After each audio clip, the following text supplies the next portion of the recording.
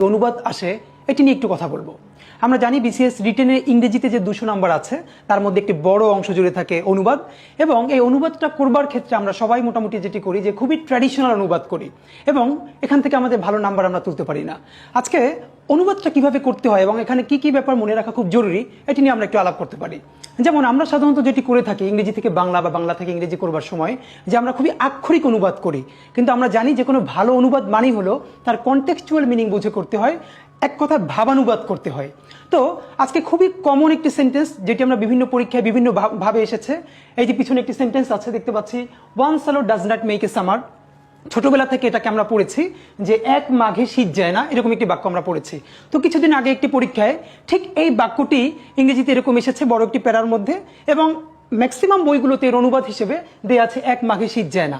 আমরা আজকে এই বাক্যটি দিয়ে দুটো জিনিস বুঝবার চেষ্টা করব।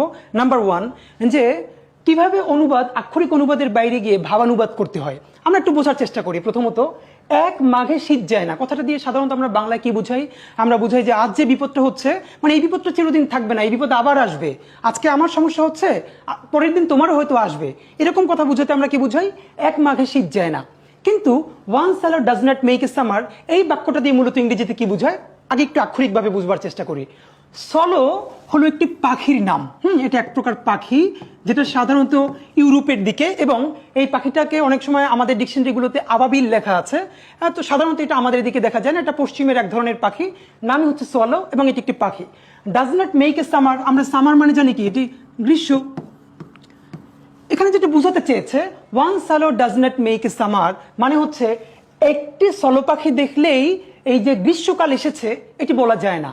এর কথাটার স্পিরিটটা হলো যে আমরা সাধারণত জানি যে আমাদের এদিকে বসন্তকাল আছে, আর বসন্তের দূত হিসেবে আমরা কোকিলকে বলি। ঠিক পশ্চিমে সলো পাখিকে সামারের দূত মনে করা হয়। এখান থেকে তারা বলে ওয়ান সালো does not make a summer মানে হলো তুমি হঠাৎ করে একটি সলো পাখি দেখলেই তুমি মনে করো না গ্রীষ্মকাল চলে এসেছে। যেমন আমাদের এদিকে আমরা যদি বর্ষাকালেও একটা কোকিল দেখি, এর মানে মনে করবো না যে এখন বসন্ত চলে এসেছে। মূলত বাক্যটি কি বুঝায়? বাক্যটি বুঝায়, যার অনুবাদটা হচ্ছে, স্পিরিটটা হচ্ছে, ওয়ান সালো does not make a summer means কোনো ক্ষেত্রে একটি মাত্র দৃষ্টান্তের ভিত্তিতে মতামত গঠন করা উচিত নয়। আই রিপিট, ওয়ান সালো does not make a summer মানে হচ্ছে একটি মাত্র দৃষ্টান্তের ভিত্তিতে কোনো মতামত গঠন করা উচিত নয়। এর মানে হলো এক মাঘে শীত যায় না এই জিনিসটা দিয়ে আমরা যা বুঝাই, ওয়ান সালো does not make a summer দিয়ে কিন্তু তা বুঝাচ্ছে না। এক মাঘে শীত যায় না মানে হচ্ছে আজকে বিপদ যেটা আসলেও এটা আজীবন থাকবে না, বা সেই বিপদটা আবার তোমার ক্ষেত্রেও আসবে। কিন্তু উপরের বাক্যটা দিয়ে আমরা বুঝাই একটি মাত্র দৃষ্টান্তের ভিত্তিতে কি করা উচিত নয়? মতামত গঠন করা উচিত নয়। তাহলে এবার আমাদের প্রশ্ন হতে পারে যে এটা তো স্পিরিটটা বুঝলাম, এটা সুন্দর বাংলাটা কি হবে? তাহলে আমি এটা বলে দিচ্ছি।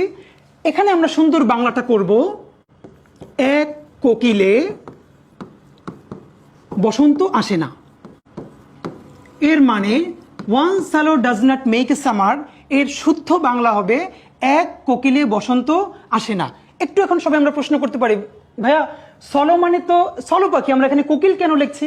আবার সামার মানে তো সামার মানে গ্রীষ্ম, আমরা এখানে বসন্ত কেন লিখছি? That is called contextual meaning. এটাকে হচ্ছে ভাবানুবাদ বা প্রাসঙ্গিক অনুবাদ বলা হয়। আমরা এখানে পশ্চিমে সলোকে বলা হয় যেই পাখি, আমাদের এখানে সেটাকে বসন্তের দূত ধরা হয় কোকিলকে। এর মানে যদি স্পিরিট ধরি তাহলে হচ্ছে ওয়ান সালো does not make a summer একটি মাত্র দৃষ্টান্তের ভিত্তিতে কোনো মতামত গঠন করা উচিত নয়। যদি সুন্দর করে এক বাক্যে বলি তাহলে হবে এক কোকিলে বসন্ত আসে না।